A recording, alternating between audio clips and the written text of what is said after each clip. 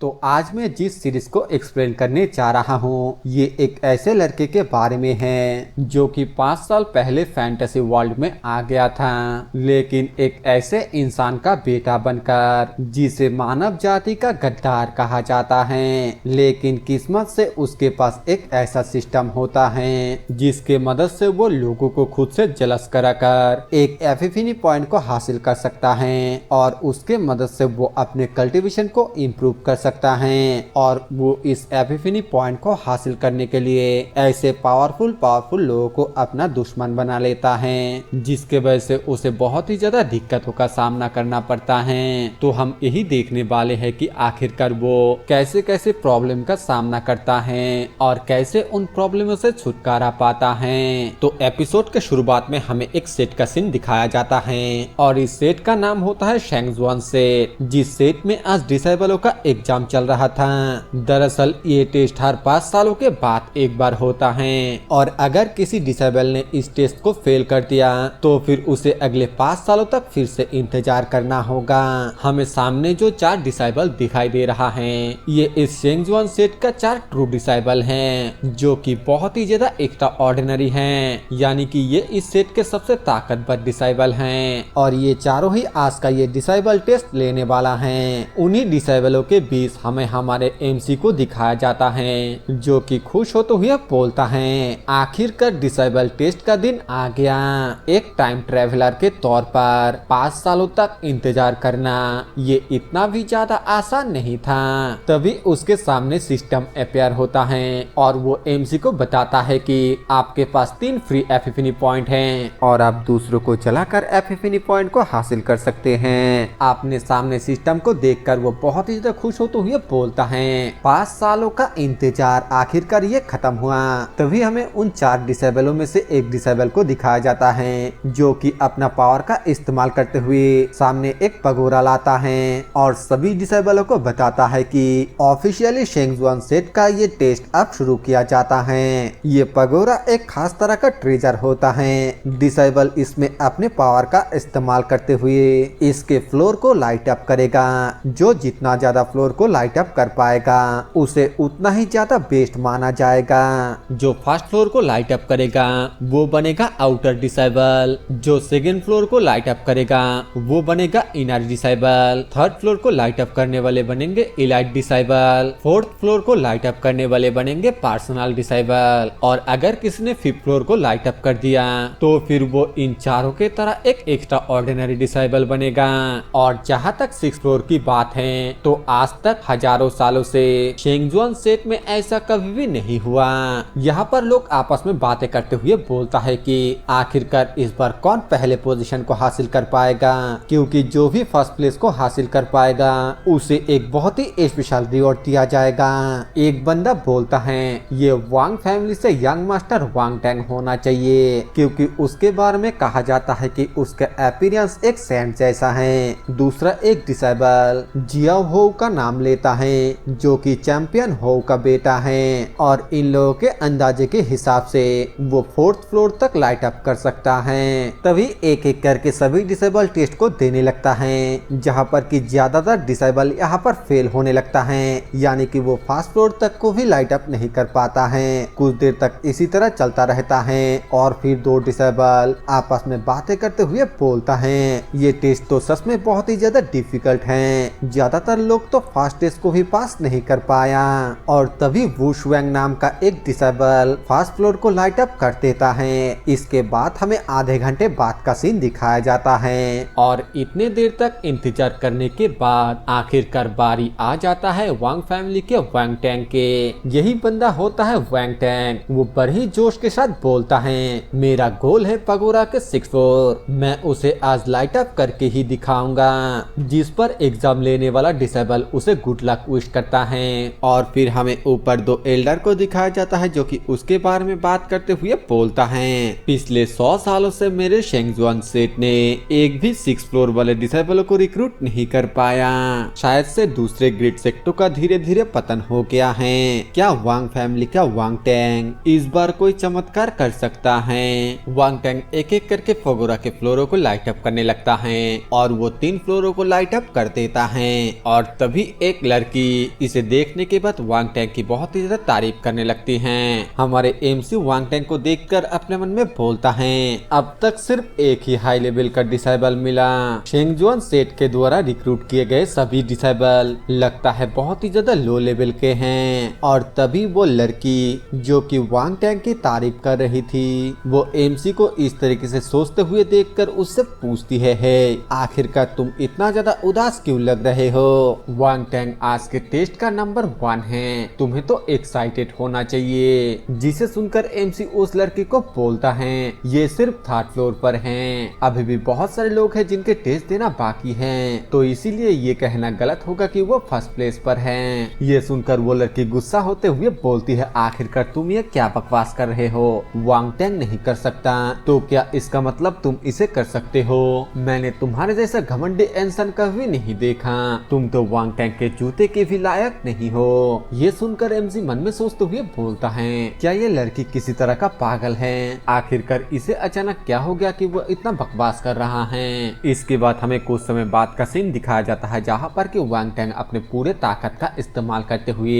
6th floor को light up करने की कोशिश कर रहा होता है, लेकिन उसका लिमिट सिर्फ 5 फ्लोर तक ही होता है। इसके आगे वो अपने पूरे ताकत के साथ भी कुछ भी नहीं कर पा रहा होता है। एग्जाम लेने वाला डिसेबल वांग टैंग को एक ट्रू डिसेबल बनने के लिए उसको कांग्रेचुलेशन कहता है। हमें फिर से उसी लड़की को दिखा जाती है जो कि एमसी को बोलता है, क्या तुमने देखा? हालांकि वांग टैंग 6th फ्लोर को लाइट अप नहीं कर पाया, लेकिन ऑलरेडी उन्होंने काफी सारे डिसेबलों को पीछे छोड़ दिया है। क्या अब तुम्हें लगता है कि वांग टैंग से आगे निकलने की तुम्हारे पास क्वालिफिकेशन है? क्या तुम अब सीनियर ब्रदर वांग टैंग के ओपोनेंट बनने के लिए भर्ती हो? हमारे एमसी जिसका की नाम बाइमो होता है, वो अपने मन में बोलता है, आखिरकार अब मैं इस लड़की को क्या बोलूं? आखिरकार किसी का इतना ज्यादा पागल फैन कैसे हो सकता है? उन चारों एक्स्ट्रा ऑर्डिनरी डिसेबलों में से एक डिसेबल बोलता है, कई सालों से किसी ने भी पगोरा के 6th फ्लोर को लाइट अप नहीं कर पाया है, इस बार तो वांग टैंग भी इसे नहीं कर पाया, तो आखिरकार इसे कौन कर सकता है? हमें वांग टैंग को दिखाया जाता है जो कि उनके बातें सुनकर काफी ज्यादा गुस्सा होने लगता है। और तभी वो लोग चैंपियन वो का बेटा यंग मास्टर वो के बारे में बात करने लगता है। हमें यंग मास्टर वो को दिखाया जाता है जो कि वांग टैंग को देखकर अपने मन में बोलता है, मेरे साथ कम्पीट करने के लिए क्वालिफाइड इकलौता पर्सन वांग टैंग, वो भी पगोरा के 6th फ्लोर को लाइट अप करने में फेल हो गया, तो फिर इस बार लिस्ट में सबसे पहला नाम किसका होगा? तभी होस्ट बोलता है, अगला है ली गुई हुआ।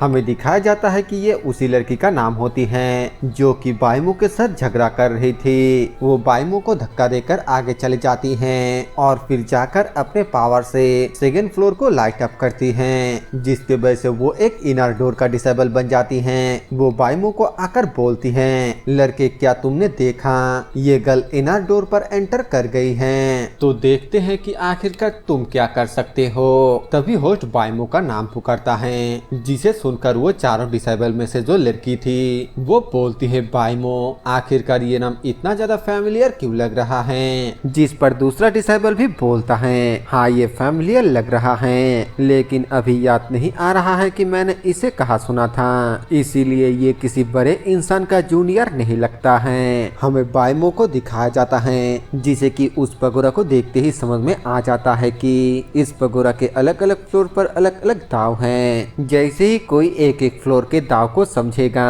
वैसे ही इस पगोरा के एक एक फ्लोर लाइट अप होगा।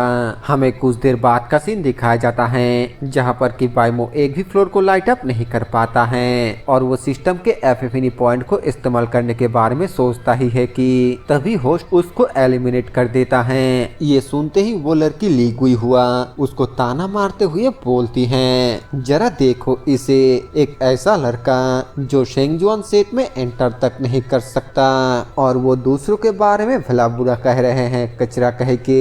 लेकिन तभी बाइमो अपने एफएफएनी पॉइंट का इस्तेमाल करके एक फ्लोर को लाइट अप कर देता है। दरअसल उसको एलिमिनेट करने के बावजूद वो यहाँ से नहीं गया था। दरअसल एफएफएनी पॉइंट को इस्तेमाल करते ही तुरंत ही दाव के फर्स्ट लेवल को समझ जाता है। वो लड़की इस चीज को देखकर काफी ज्यादा हैरान होती है। बाइमो बोलता है, सच में एफएफएनी पॉइंट का इस्तेमाल करना तो काफी आसान है। फिर वो अपने सिस्टम से कहकर एक और एफएफएनी एपिफनी पॉइंट को इस्तेमाल करता है। और इधर ये लड़की बोलती है कि तुम सिर्फ फर्स्ट फ्लोर को ही लाइट अप कर सकते हो और एक आउटर डिसेबल बन सकते हो, तुम मेरे जैसा अच्छा बिल्कुल भी नहीं हो सकते। लेकिन तभी सेकंड फ्लोर भी लाइट अप हो जाता है, जिसे देखकर वो लड़की फिर से हैरान हो जाती है। फिर वो अपने आखिरी बचे हुए एपिफनी पॉइंट का भी इस्तेमाल करने लगता है और अपने मन में सोचते हुए बोलता है, ये मेरी आखिरी एपिफनी है, अब मुझे और भी एपिफनी पॉइंट को हासिल करने के लिए दूसरों के गुस्से का फायदा उठाना होगा।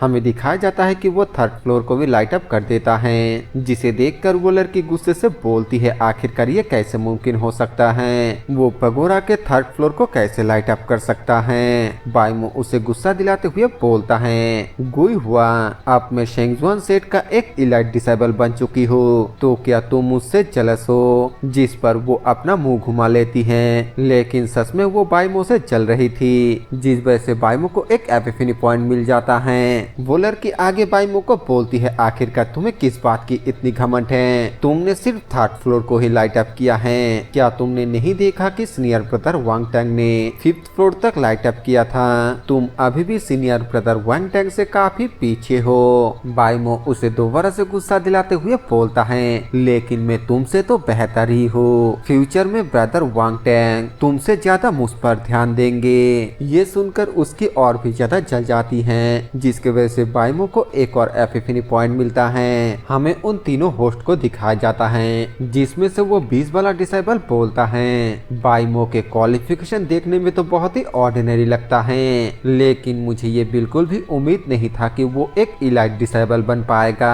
जिस पर ग्रीन बालों वाला डिसेबल बोलता है, ये सच है कि उसका क्वालिफिकेशन ऑर्डिनरी है, इसका वजह ये है कि शेंगजुआन सेट में एंटर करना बहुत ही ज्यादा मुश्किल है, शायद से वो लकी होगा, लेकिन वो बस इतना ही कर सकता है, थर्ड फ्लोर उसका लिमिट है। और तभी बाइमो फोर्थ फ्लोर को भी लाइट अप कर देता है, जिसे देखकर इस बार वहाँ पर मौजूद सभी बहुत ही ज्यादा हैरान हो जाता है। बाइमो अपने मन में बोलता है, मेरे पास एक और एपिफनी पॉइंट बचा हुआ है, जिससे मैं फिफ्थ फ्लोर को भी लाइट अप कर सकता हूँ, लेकिन इससे सभी का ध्यान मुझ पर आ जाएगा और मैं ऐसा बिल्कुल भी नहीं चाहता हूँ, तो इसीलिए मैं इस आखिरी एपिफनी पॉइंट को बचा कर रखूंगा, ताकि आगे चलकर ये मेरी काम में आए। लेकिन तभी उन चारों डिसेबलों में से वो फीमेल डिसेबल बोलती है, मुझे याद आ गया, आखिरकार बाइमो नाम हमें इतना ज्यादा फैमिलियर क्यों लग रहा था। ग्रीन बालों वाला डिसेबल पूछता है, जूनियर सिस्टर आखिरकार तुम्हें क्या याद आया।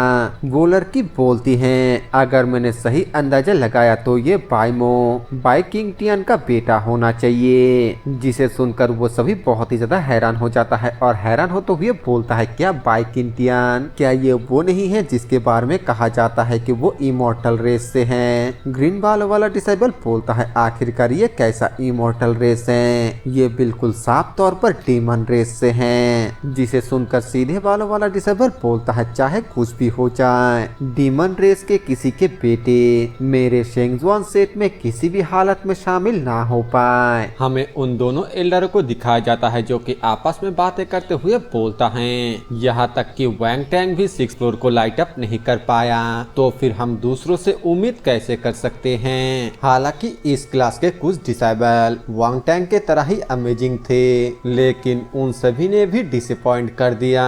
तभी हमें उस नीले बालों वाले डिसेबल को दिखाया जाता है जो कि बोलता है, बाइमो फोर्थ फ्लोर को लाइट अप किया और उसे शेंगजुआन सेट के टेस्ट में फेल किया जाता है। इस बात को सुनकर बाइमो हैरान होते हुए बोलता है, क्या आसपास के डिसेबल आपस में बातें करते हुए बोलता है, इस टेस्ट में तो बाइमो वांग टैंग के बाद सेकंड प्लेस पर है, तो फिर आखिरकार वो इस टेस्ट को फेल कैसे कर सकता है। क्या उनके बीच कोई आपसी झगड़ा हो सकता है या फिर बाइमो ने चीटिंग किया है। वो सीधे बालों वाला लड़का आगे आकर बोलता है, बाइमो बाई किंग टियान का बेटा है जो कि एक डीमन रेस से है और शेंगजुआन सेट एक डीमन के बेटे को बिल्कुल भी एक्सेप्ट नहीं करेगा। ये सुनकर सभी डिसेबल बहुत ही ज्यादा चौंकते हुए बोलता है, क्या बाइमो उस गद्दार का बेटा है जिसने ह्यूमन रेस को धोखा दिया था।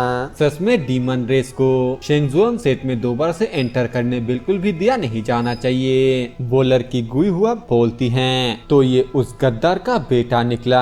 इसमें हैरानी की कोई भी बात नहीं है कि वो इतना कितना ज्यादा घमंडी हैं। और फिर वैंग टैंग को बोलती है, ब्रदर वैंग टैंग, ये लड़का खुद को आपके साथ कंपेयर कर रहा था, क्या आपको नहीं लगता है कि ये आपका मजाक उड़ा रहा है? वैंग टैंग बोलता है, अगर पीठ पीछे डीमन रेस के कोई भी मुझसे कंपेयर करता है तो भी मुझे बिल्कुल भी फर्क नहीं पड़ता, तो फिर आखिरकार ये बाइमो क्या चीज है? क्या उसे लगता है कि वो मेरे साथ कंपेयर करने के काबिल है? ये सुनकर वो लड़की बहुत ही ज्यादा खुश हो जाती है और खुश होते हुए बोलती है, जैसा कि सीनियर ब्रदर वैंग टैंग से उम्मीद था, सीनियर ब्रदर वैंग टैंग तो सच में सबसे बेस्ट हैं। हमें उस सीधे बालों वाले डिसेबल को दिखाया जाता है जो कि बाइमो को बोलता है, बाइमो अब तुम यहाँ से जा सकते हो। ये सुनकर बाइमो बहुत ही गुस्सा हो जाता है। तभी उसका सिस्टम बताता है, शेंगजुआन सेट में एंटर करने का टास्क पूरा नहीं हुआ है, अभी यहाँ से चले जाओ, टास्क फेल हो चुका है। बाइमो अपने मन में सोचते हुए बोलता है, 5 सालों तक इंतजार करने के बाद आखिरकार मैंने सिस्टम को अवेकन किया और शेंगजुआन सेट में एंटर किया, क्या अभी यहाँ से छोड़कर जाना सक्सेस की बर्बादी नहीं है? जिसके बाद वो फिर से एपिफनी पॉइंट का इस्तेमाल करके 5वीं फ्लोर को लाइट अप कर देता है, जिसे देखने के बाद सब लोग फिर से हैरान हो जाता है। बाइमो सभी को बोलता है, सब लोग ध्यान से देखो, अब मैं और वैंग टैंग दोनों ही 5th फ्लोर पर हैं, तो आखिरकार अब तुम लोग क्या कहते हो? वो लड़की गुस्से के साथ बोलती है, धत्तरी की, आखिरकार वो सीनियर ब्रदर वैंग टैंग के बराबरी कैसे कर सकता है? आखिरकार उसने ऐसा कैसे किया? उसके जलने के वजह से बाइमो को फिर से एक और एपिफनी पॉइंट मिल जाता है, जिससे अब वो चाहे तो 6th फ्लोर को भी लाइट अप कर सकता है। हरे बालों वाला डिसेबल बोलता है, डीमन रेस के बच्चे होने के नाते तो क्या हुआ कि तुमने 5th फ्लोर को लाइट अप कर दिया? मेरे शेंगजुआन सेट में तुम्हारे जैसे डिसेबल की कोई भी कमी नहीं है, तो इसीलिए अभी के अभी यहाँ से निकल जाओ। बाइमो बोलता है, तो फिर इसे देखो। ये बोलकर वो उस एपिफनी पॉइंट का इस्तेमाल करके 6th फ्लोर को भी लाइट अप कर देता है, जिसके वजह से वो चारों डिसेबल और भी ज्यादा शॉक हो जाता है। और उसी लड़की गुई हुआ से बाइमो को एक और एपिफनी पॉइंट मिलता है। हमें उन दोनों एल्डरों को दिखाया जाता है जो कि हैरानी के साथ बोलता है, 6th फ्लोर, इसने तो सच में 6th फ्लोर को लाइट अप कर दिया।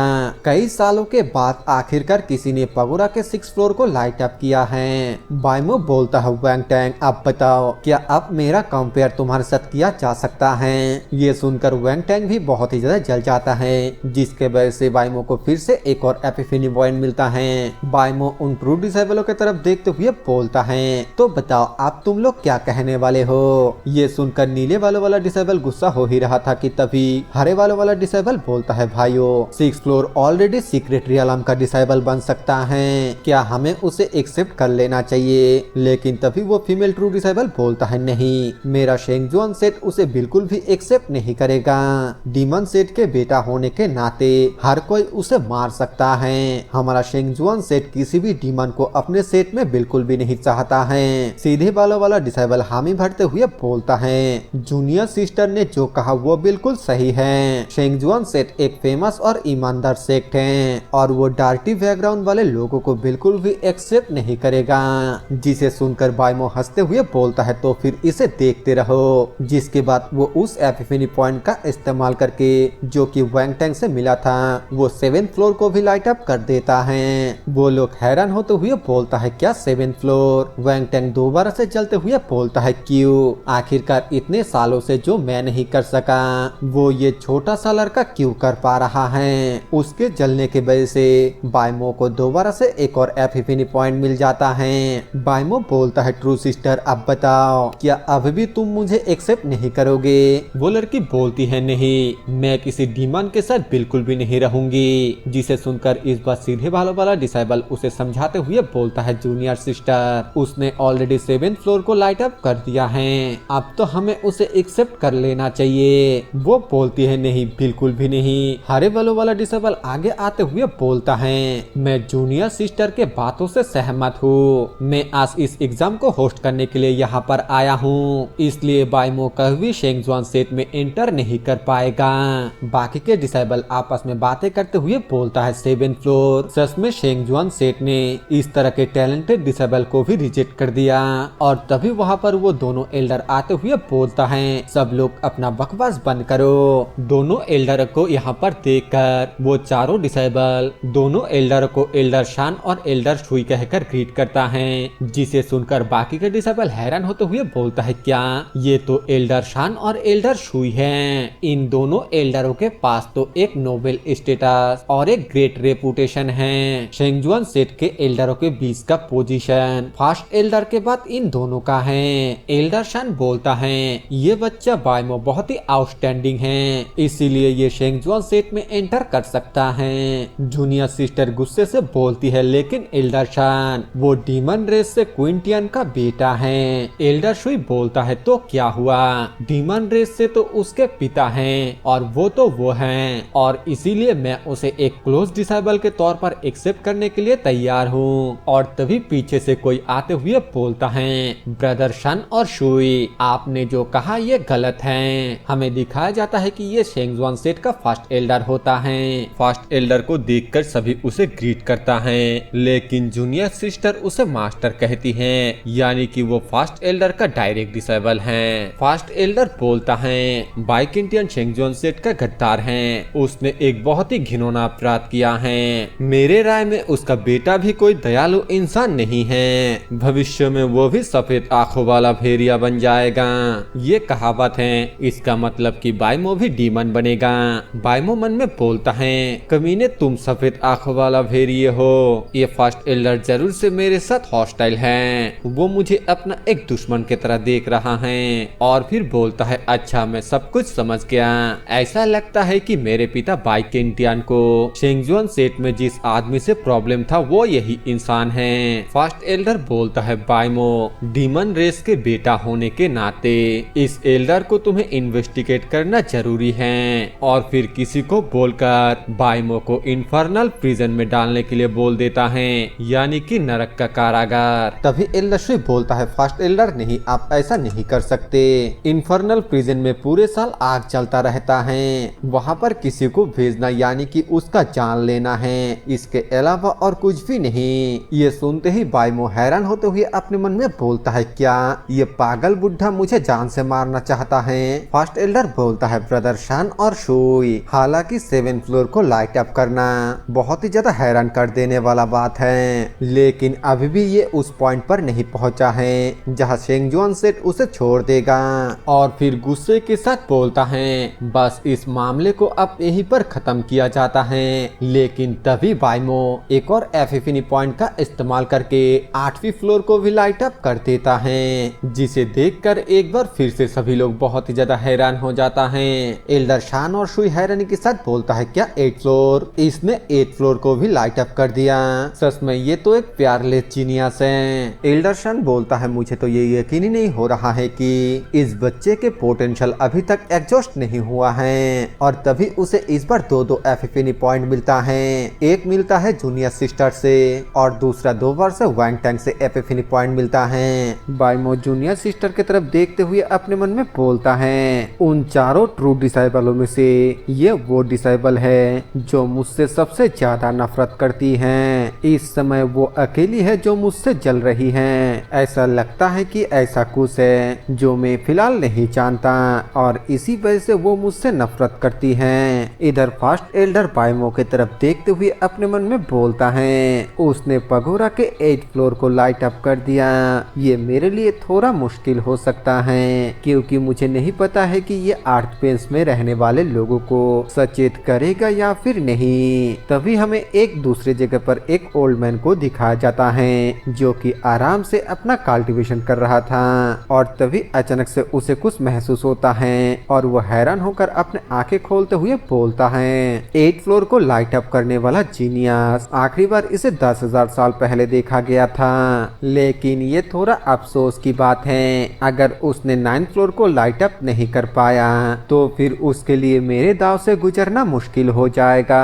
मेरे दाव को इनहेरिट करने वाला कोई भी नहीं है। इसके बाद हमें एक और दूसरी जगह पर और 3 एल्डरों को दिखाया जाता है और उन्हें भी ये चीज महसूस होता है कि शेंगजुआन सेट के किसी डिसेबल ने 8th फ्लोर को लाइट अप कर दिया है। तभी उन तीनों ओल्ड मैन में से ग्रीन ड्रेस वाला ओल्ड मैन बोलता है, मुझे ये डिसेबल चाहिए। और फिर इसी के साथ हमें शेंगजुआन सेट में आसमान से एक बहुत ही तेज लाइट आता हुआ दिखाया जाता है, जिसे देखकर सभी डिसेबल बहुत ही ज्यादा हैरान हो जाता है। एक डिसेबल बोलता है ये तो हमारे सेठ के एंसेस्टर हैं। शायद से उन्हें ये महसूस हो गया कि किसी ने 8वीं मंजिल को रोशन कर दिया और इसी वजह से वो लोग सर्कुलेशन से बाहर आ गया।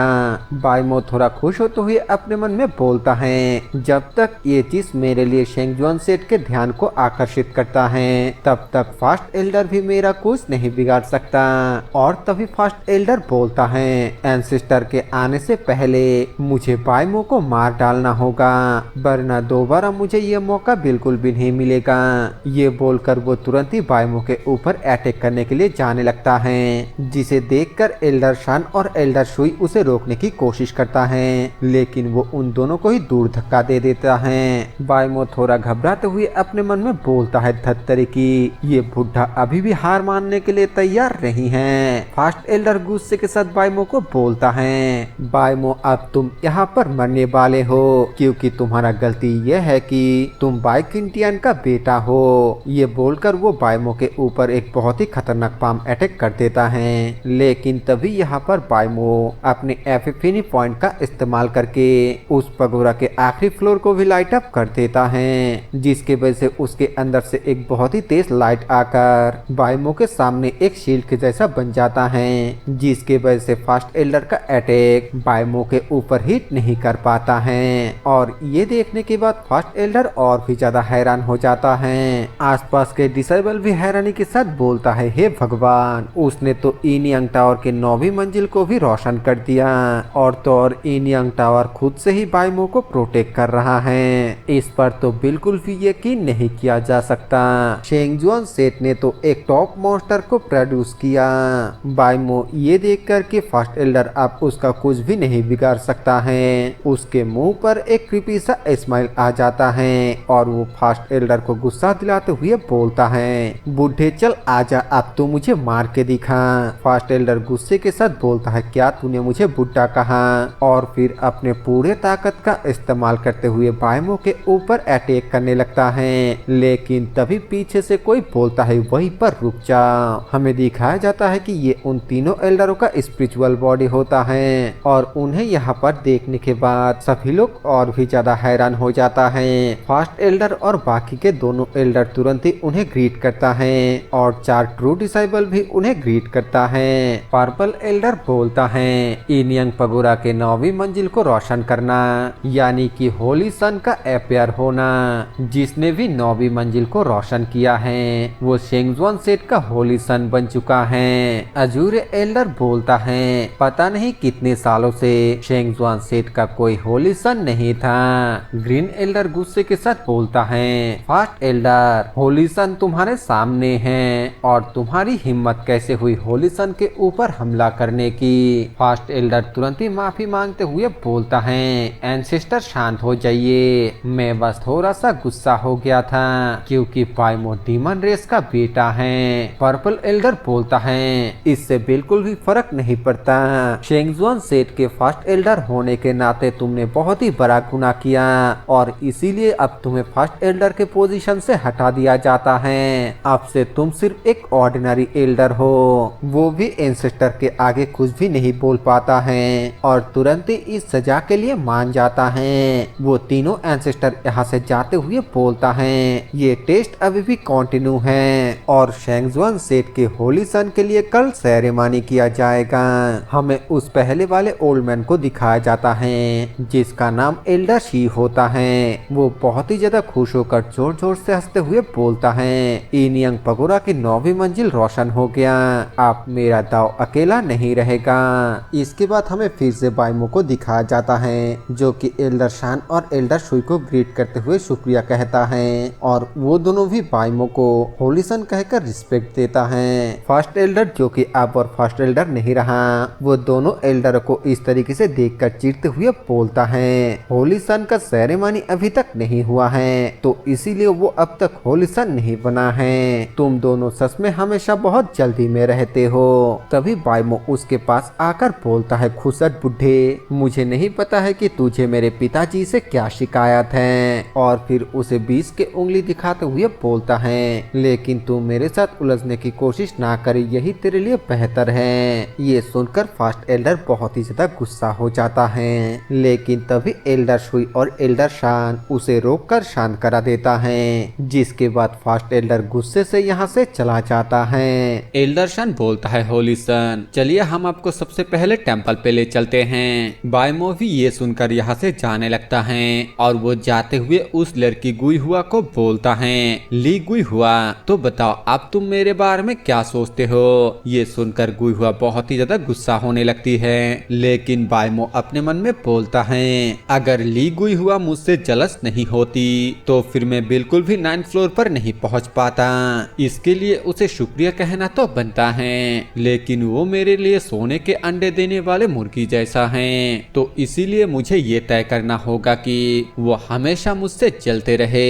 लेकिन तभी हमें दिखाया जाता है कि ली गुई हुआ बहुत ही खुश होकर बायमो को देखने लगती हैं, जिस वजह से इस बार बायमो को एक वारशिप पॉइंट मिलता है और ये देखकर बायमो हैरान होते हुए अपने मन में बोलता है, क्या अब वो मेरा डाई हार्ट फैन बन गई है। इसके बाद हमें फिर से टेस्ट का सीन दिखाया जाता है, जहाँ पर कि इस बार फाइनली चैंपियन हुओ का बेटा लीमो का बारी आ जाता है और फिर हमें कुछ देर बाद दिखाया जाता है कि लीमो ने इनियांग पगोरा के 6th फ्लोर को लाइट अप किया है, यानी कि सच में वो बहुत ही ज्यादा जीनियस था। वो बहुत ही ज्यादा खुश होते हुए बोलता है, इनियांग टावर के 6th फ्लोर, आखिरकार मैंने वैंग टैंग को पीछे छोड़ दिया है। हमें कुछ डिसेबलों को आपस में बात करता हुआ दिखाया जाता है और एक बंदा बायमो के बारे में बात करते हुए दूसरे बंदे से पूछता है, क्या आपको लगता है कि बायमो ने किसी तरीके से कोई चीटिंग किया है। दूसरा बंदा बोलता है, मुझे लगता है कि ऐसा मुमकिन हो सकता है क्योंकि आखिरकार वो बाइकिंटियन का बेटा है, वरना इनियांग टावर के 9वीं मंजिल को रोशन करने के लिए बहुत सारे जीनियस की जरूरत होता, लेकिन मेरे हिसाब से ऐसा ना भी हो सकता है क्योंकि सभी एंसेस्टर सर्कुलेशन से बाहर आ चुका है, तो उनके रहते हुए चीट करना ये तो नामुमकिन है। लीमू इस बात पर गुस्सा हो जाता है कि 6th फ्लोर को लाइट अप करने के बावजूद कोई भी उसके तरफ ध्यान नहीं दे रहा है और सभी सिर्फ बायमो के बारे में ही बात कर रहा होता है। वो गुस्से के साथ चिल्लाते हुए बोलता है, मैं चैंपियन हुओ का बेटा हूँ और मैंने अभी अभी वैंग टैंग को भी पीछे छोड़ दिया, लेकिन इसके बावजूद कोई भी मेरे ऊपर ध्यान नहीं दे रहा है। उस बायमो के बच्चे ने मेरा लाइमलाइट को छीन लिया, लेकिन आखिरकार क्यों, वो तो एक डीमन रेस का बेटा है। तभी उसके गुस्से के वजह से बायमो को एक एपिफनी पॉइंट मिल जाता है, जिसे देखकर बायमो भी थोड़ा हैरान होता है। फिर थोड़ी देर के बाद आखिरकार वो टेम्पल में पहुंच जाता है और एल्डर शान बायमो को बताता है, यही हमारा टेम्पल है, सेट मास्टर और बाकी के एंसेस्टर शायद से यहीं पर आपका इंतजार कर रहा होगा। बायमो बोलता है, क्या मेरा इंतजार। एल्डर शुई बताता है, 9वीं मंजिल को रोशन करने वाला एक मॉन्स्टर जो कि 10 लाख साल बाद सामने आया है, तो इतने ग्रेट फिगर को शेंगजुआन सेट तो इतने आसानी से याद नहीं करेगा।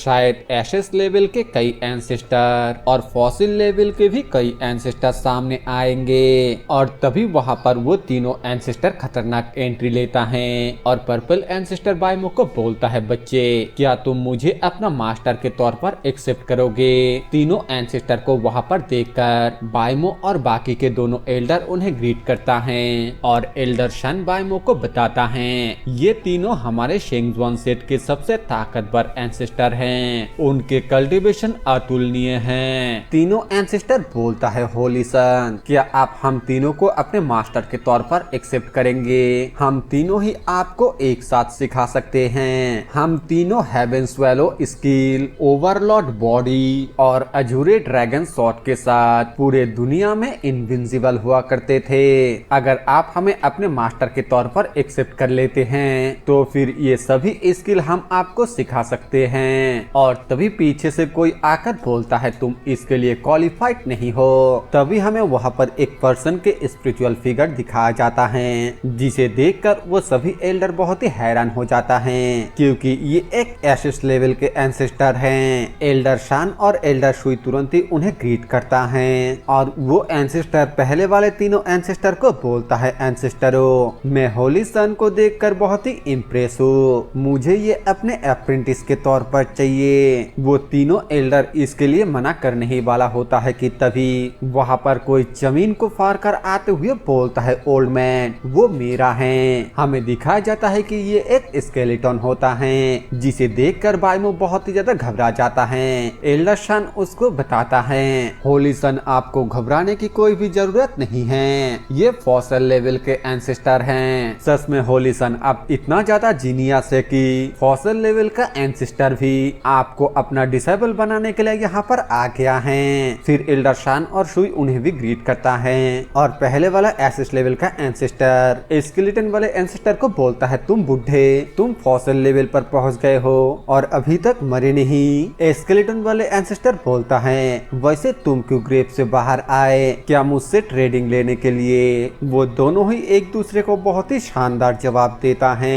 एल्डर सन बाइमो को बोलता है, एसिस लेवल का एंसेस्टर और फॉसल लेवल का एंसेस्टर दोनों ही इस एरा के लोग नहीं हैं, वे करोड़ों सालों तक जीवित रहे हैं और उन लोगों ने ऑलरेडी ग्रेट अचीवमेंट को हासिल कर लिया है। एल्डर शुई बोलता है, होली सन इस वक्त आप बहुत ही ज्यादा लकी हैं। एशेस और फॉसल लेवल के एंसेस्टर ऐसा नहीं है कि इससे पहले उन्होंने होली सन को बनते हुए महसूस नहीं किया है, लेकिन वो लोग इससे पहले कभी इस तरीके से सामने नहीं आया है। स्केलेटन एंसेस्टर वाटर एंसेस्टर को बोलता है, उस वक्त तुम और मैं दोनों ही इमॉर्टलिटी के पद पर हार गए थे। इस बार शेंगजुआन सेट ने फिर से एक होली सन को जन्म दिया।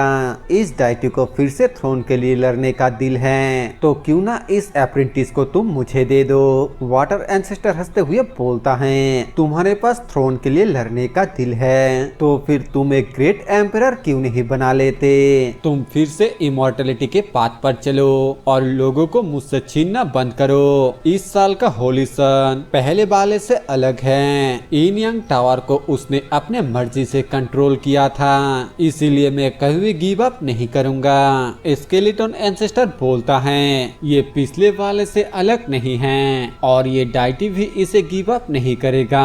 उधर वो दोनों झगड़ रहा होता है और इधर ये तीनों एंसेस्टर बोलता है, ऐसा लगता है कि हमारे पास कोई भी मौका नहीं है। हमें फिर से उन दोनों को दिखाया जाता है जो कि एक दूसरे को बोल रहा होता है कि तुम गिव अप करो, नहीं तुम गिव अप करो। तभी स्केलेटन एंसेस्टर बोलता है, तो फिर ठीक है, चलो देखते हैं कि आखिरकार कौन जीतता है। वाटर एंसेस्टर भी बोलता है, क्या मैं तुमसे डरता हूँ? ये बोलने के बाद वो दोनों ही अपने अपने पावर से एक एनर्जी का बॉल बना लेता है, जिसे देखकर एल्डर सन और शुई बोलता है, इतना पावरफुल, ये तो ऐसा नजारा है जैसे पूरी दुनिया ही खत्म हो जाएगा।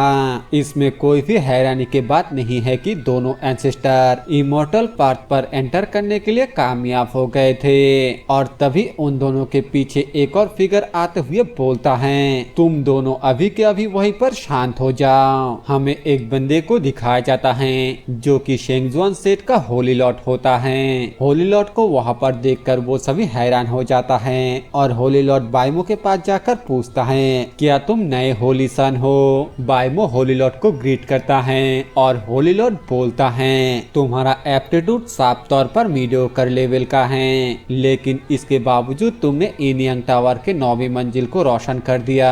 किस्मत से हुए जीत भाग्य और दुर्भाग्य पर निर्भर करता है। पर्पल एंसेस्टर आगे आते हुए होली लॉर्ड से पूछता है, होली लॉर्ड आप तो उस एंशिएंट केव के बारे में पता लगाने के लिए गए थे जो अचानक अपने आप खुल गया, तो फिर आप यहाँ पर वापस क्यों आए? होली लॉर्ड बोलता है, मैंने सुना है कि इन यंग पगोरा के 9वीं मंजिल रोशन हो गया है और होली सन अपीयर हुआ है, इसीलिए मैं जल्दी जल्दी यहाँ आ गया। मेरे पास एंसेस्टर को बताने के लिए कुछ है। वाटर एंसेस्टर बोलता है, क्या ये मेरे द्वारा डिसेबल को एक्सेप्ट करने से कुछ लेना देना है? तभी स्केलेटन एंसेस्टर बोलता है, कोई भी खबर होली सन को मेरा डिसेबल बनने से रोक नहीं पाएगा। इससे पहले कि आप लोग ये सोचे होली लॉर्ड यहाँ पर सबसे ज्यादा पावरफुल है, मैं आप लोगों को बता देता हूँ कि एंसेस्टरों का पोजीशन होली लॉर्ड से काफी ज्यादा ऊपर है। होली लॉर्ड बताता है, डीमन रेस के बाइकुंटियन ने डीमन मून को अवेकन किया और उसे डीमन रेस के ग्रेट सेस के तौर पर प्रोमोट किया गया। इस खबर को सुनकर वो सभी एंसेस्टर बहुत ही ज्यादा हैरान हो जाता है। अजूरे एंसेस्टर बोलता है, डीमन रेस में कितने सालों से ग्रेट डीमन से सामने नहीं आया है। ग्रीन एंसेस्टर बोलता है हालांकि डीमन रेस के ग्रेट डीमन सेट्स ऑलरेडी एक हैरान कर देने वाला बात है, लेकिन डीमन मून को अवेकन करना उससे भी ज्यादा हैरान कर देने वाला बात है। होली लॉर्ड बोलता है ये खबर कोई छोटी बात नहीं है। डीमन मून हेवन में केओस में है और होली सन बाइक्वेंटियन का एकलौता वंशज है, तो इसीलिए आपको इसकी ताकत का अंदाजा होना चाहिए। बायमो अपने मन में सोचते हुए बोलता है बाय फैमिली ऑलरेडी एक बहुत ही बड़ा फैमिली हुआ करता था, लेकिन क्योंकि बाइक्वेंटियन ने ह्यूमन रेस को धोखा दिया था इसी वजह से बाय फैमिली पूरी तरीके से खत्म हो गया था। लेकिन मुझे उम्मीद नहीं था कि मेरा चीफ पिता पूरे दुनिया में इतना ज्यादा तबाही मचा देगा, लेकिन बाइक्वेंटियन तो बाइक्वेंटियन है और मैं हूँ। मैं अब शेंगजुआन सेट का होली सन हूँ और मेरे साथ में 2 एशेस और फॉसिल्स लेवल के एंसेस्टर हैं, जो कि मेरे लिए ऑलरेडी एक बहुत ही बड़ी बात है, इसीलिए उससे इफेक्ट होने की कोई भी जरूरत नहीं है। वाटर एंसेस्टर बोलता है इसके बारे में भूल जाओ, मैं अनगिनत सालों से लड़ते आ रहा हूँ और मैं किसी ऐसे डिसेबल के आगे बढ़ने वाले इरादे को इफेक्ट होने नहीं दे सकता। तो चलो इसीलिए मैं ये अप्रेंटिस तुम्हें देता हूँ। जिस पर स्केलेटन एंसेस्टर बोलता है अगर बाइक्वेंटियन को खत्म नहीं किया गया तो फिर ये फ्यूचर में मुझे एम्परर बनने से रोक सकता है, जिस वजह से एम्परर का पाथ कमजोर पड़ जाएगा। तो इसीलिए मुझे भी ये अप्रेंटिस नहीं चाहिए। जिसे सुनकर बायमो बहुत ही हैरान हो जाता है। वो ये सोच रहा होता है कि ये दोनों अभी अभी मुझे अपना डिसेबल बनाने के लिए आपस में लड़ रहा था, लेकिन अब इस बात को सुनने के बाद दोनों ही पीछे हट रहा है। वो दोनों एंसेस्टर वहां से जाते हुए बोलता है इस होली सन को मैं अब तीनों को देकर जाता हूँ। जिसे सुनने के बाद वो तीनों बस एक दूसरे की तरफ देखता ही रह जाता है और तभी होली लॉर्ड बोलता है 3 एंसेस्टर होली सन अब से अब तीनों को फॉलो करेगा, इसके बारे में आप क्या कहते हैं? वो तीनों एंसेस्टर बहाना बनाते हुए बोलता है ये बात सच है कि होली सन ने एनियांग टावर के 9वीं मंजिल को रोशन किया है, लेकिन इस बात को बिल्कुल भी नजरअंदाज नहीं किया जा सकता है कि होली सन का क्वालिफिकेशन बहुत ही नॉर्मल है, जबकि एशेस और फॉसिल लेवल का एंसेस्टर भी उसे नहीं चाहता है, तो हम तीनों को भी ये नहीं चाहिए। बायमो बोलता है क्या मजाक है, राइटर ने स्क्रिप्ट को इतने जल्दी बदल दिया कि कुछ देर पहले सभी मुझे चाह रहे थे लेकिन अब हर कोई नफरत कर रहा है। होली लॉर्ड एल्डर शन और शुई से पूछता है आखिरकार आप दोनों के बारे में क्या? एल्डर शन बोलता है ये बात सच है कि हम होली सन को चाहते हैं, लेकिन हम तो सिर्फ ऑर्डिनरी एल्डर हैं, हम इतना ज्यादा क्वालिफाई नहीं है कि हम होली सन को शिक्षा दे पाए। एल्डर शुई बोलता है इसके अलावा डीमन रेस का भी खतरा है, अगर भविष्य में कुछ हो जाता है तो हम उतना ज्यादा ताकतवर नहीं है कि हम कुछ कर पाए। होली लॉर्ड बोलता है ठीक है चलो इसे भूल जाओ, जबकि कोई भी होली सन को एक्सेप्ट करने के लिए तैयार नहीं है तो फिर खुद होली लॉर्ड ही उसके ये बोलने से पहले ही फिर से वहाँ पर कोई आते हुए बोलता है आखिरकार किसने कहा कि होली लॉर्ड को कोई भी एक्सेप्ट नहीं करेगा? हमें दिखाया जाता है कि ये वही एल्डर शी होता है जो कि वहाँ पर एक बहुत ही खतरनाक एंट्री लेता है, पता नहीं क्यों, लेकिन एल्डर शी को वहाँ पर देखकर तीनों एंसेस्टर उसे अजीब तरीके से देखने लगता है। एल्डर शी वहाँ पर आते ही बोलता है मैं होली सन को अपने डिसेबल के तौर पर एक्सेप्ट करूंगा और होली लॉर्ड एल्डर शी को बोलता है एल्डर शी आप पिछले पीढ़ी के होली सन हैं, आपके क्वालिफिकेशन नॉर्मली इनफ है, लेकिन बायमो एल्डर शान से धीरे से पूछता है एल्डर मुझे ऐसा क्यों लग रहा है कि हर कोई एल्डर शी को अजीब नजरों से देख रहा है, क्या ये मेरा इल्यूजन है या फिर इसके पीछे कुछ और ही बात है? एल्डर शान बताता है होली सन आपको नहीं पता है, लेकिन एल्डर शी एक समय एक लेजेंड थे, जब वो छोटे थे तब उनका टैलेंट बहुत ही ज्यादा एक्स्ट्रा ऑर्डिनरी थे और उन्होंने एनियांग टावर के 9वीं मंजिल को भी रोशन किया था। बात सिर्फ इतना सा था कि एल्डर शी के कल्टीवेशन ग्रोथ बहुत ही ज्यादा स्लो था, जिस वजह से उन्हें होली सन के पोजीशन को छोड़ने के लिए मजबूर किया गया। ये कहते हुए दुख हो रहा है। लेकिन ओरिजिनली एल्डर शी के पास होली बॉडी था, लेकिन वो इनकम्प्लीट था। अगर वो कंप्लीट हो जाता तो फिर एल्डर शी पूरे दुनिया में इनविंसिबल बन जाता। लेकिन वो दुनिया के सबसे स्ट्रॉन्ग फिजिक्स के साथ इमॉर्टल बॉडी को हासिल करना चाहता है। इसीलिए उन्होंने पूरा समय हेवन के सभी फिजिक्स को रिसर्च करने में बिताया, अजय होने से लेकर उपहास उड़ाए जाने तक। आखिरकार सब कुछ यहाँ पर आकर खत्म हुआ। बायमो हैरानी के साथ बोलता है, क्या इमॉर्टल बॉडी, क्या लेजेंडरी स्ट्रॉन्गेस्ट फिजिक्स सच में एग्जिस्ट करता है? और तभी उसके सामने सिस्टम अपेयर होता है जो कि बोलता है, न्यू मिशन, आपको 5 सालों के अंदर इमॉर्टल बॉडी हासिल करना होगा। जिसे देखकर बायमो बोलता है, क्या सिस्टम ने सच में फिर से मुझे टास्क दिया? एल्डर शी बायमो को बोलता है, मैंने अपना पूरा जीवन इमॉर्टल बॉडी पर रिसर्च करने में बिता दिया। सच में मैंने अपने जीवन में बहुत कुछ मिस कर दिया है। लेकिन होली सन, प्लीज मुझ पर यकीन करो। इस ओल्ड मैन को फॉलो करते हुए तुम्हें जरूर से इमॉर्टल बॉडी को कल्टीवेट करने का मौका मिलेगा। सिर्फ तुम ही इमॉर्टल बॉडी को अवेक कर सकते हो। और तभी वहाँ पर फिर से कोई आते हुए बोलता है, यहाँ पर तो बहुत कुछ मजेदार चल रहा है।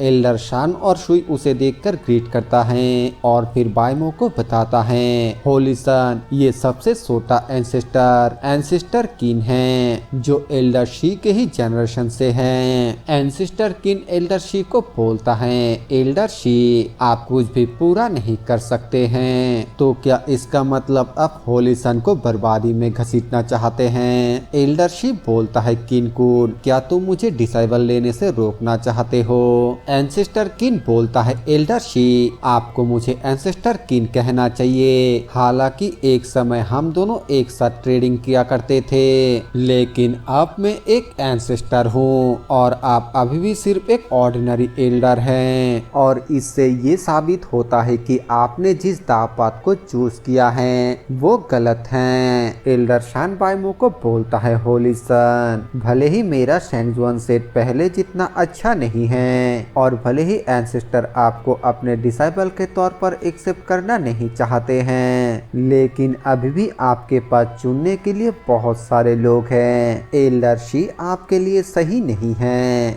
ये बात एल्डर शी भी सुनता है, लेकिन वो कुछ भी नहीं बोलता है। पर्पल एंसेस्टर बोलता है, एल्डर शी, आपको होली सन को अपने डिसेबल के तौर पर एक्सेप्ट करने के बारे में भूल जाना चाहिए। एल्डर शी बोलता है, ये बहुत ही ज्यादा अफसोस की बात है। बहुत मुश्किल से मुझे एक काबिल डिसेबल मिला था, लेकिन क्या सच में मुझे उसके बारे में भूल जाना चाहिए? क्योंकि तीनों एंसेस्टरों ने ऐसा कहा है। तो होली सन, अब तुम्हें खुद ही अपना डिसीजन लेना चाहिए। बायमो बोलता है, तो फिर ठीक है, मैं अपने मास्टर के तौर पर एल्डर शी को चुनता हूँ। इस बात को सुनकर एल्डर शी के साथ साथ बाकी के सभी भी बहुत ही ज्यादा हैरान हो जाता है। एल्डर शी खुश होते हुए बोलता है, क्या मैंने सही सुना?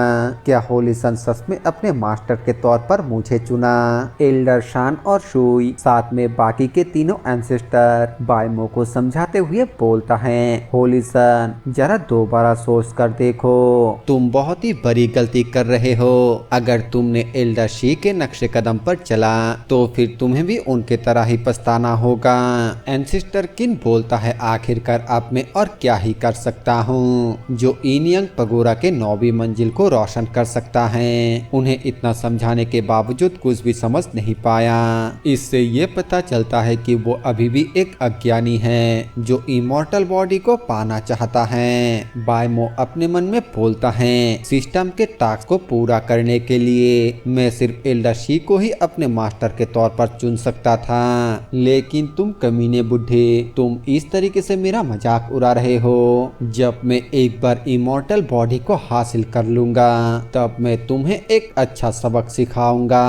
एंसेस्टर किन आगे होली लॉर्ड को बोलता है, होली लॉर्ड, ये लड़का होली सन कैसे बन सकता है और फ्यूचर में होली लैंड के साथ कैसे कॉम्पीट कर सकता है? क्या ये शेंगजुआन सेट के लिए सिर्फ एक मजाक नहीं है? मैं उसे होली सन के पोजीशन से हटाने का सुझाव देता हूँ। होली लॉर्ड बोलता है, इनियंग पगोरा के 9वीं मंजिल को जो रोशन करेगा वही शेंगजुआन सेठ का होली सन बनेगा। ये शेंगजुआन सेठ का नियम है और नियम को बदला नहीं जा सकता है। लेकिन जबकि आप सभी को होली सन के शेंगजुआन सेठ के होली सन बनने के बारे में संदेह है, तो इसीलिए टेम्पररी तौर पर मैं इसे सीक्रेट रखूंगा, इसे पब्लिक किया नहीं जाएगा। इस बातचीत को यहीं पर खत्म किया जाता है। चलो सब लोग वापस चलते हैं। ये बोलने के बाद एल्डर शी और बायमो को छोड़कर वहाँ से सभी चला जाता है। एल्डर शी बायमो से पूछता है, मैंने ग्रेट एम्परर के फैमिली से वैंग टैंग के बारे में सुना है, क्या उसके साथ तुम्हारा अच्छा रिश्ता है? जिसे सुनने के बाद बायमो एक क्रीपी सा स्माइल देते हुए अपने मन में बोलता है, वैंग टैंग बहुत ही नैरो माइंडेड है। वो मेरे सिस्टम के लिए एक ऐसे चाबी की तरह है जिसे मैं कल्टीवेशन के रास्ते पर चलने के लिए इस्तेमाल कर सकता हूँ। और उसके इसी बात के साथ हमारे इस सीरीज का फर्स्ट एपिसोड यहीं पर खत्म हो जाता है। क्योंकि ये सीरीज आईकू का है तो इसमें कॉपीराइट आने का चांस है। मैं ज्यादा से ज्यादा कोशिश करूंगा कि इसमें कॉपीराइट ना आए, लेकिन फिर भी मुझे कुछ दिनों तक ये देखना पड़ेगा कि इसमें कॉपीराइट आता है या फिर नहीं, जिस वजह से इसका अगला एपिसोड आने में थोड़ा लेट हो सकता है। तो इसीलिए प्लीज आप लोग थोड़ा सा इंतजार कर लेना। और आप लोग इसके नेक्स्ट एपिसोड चाहते हो या फिर नहीं, वो भी कमेंट करके बता देना। मैं मिलता हूँ आप सभी से एक नए एपिसोड के साथ, तब तक के लिए बाय बाय।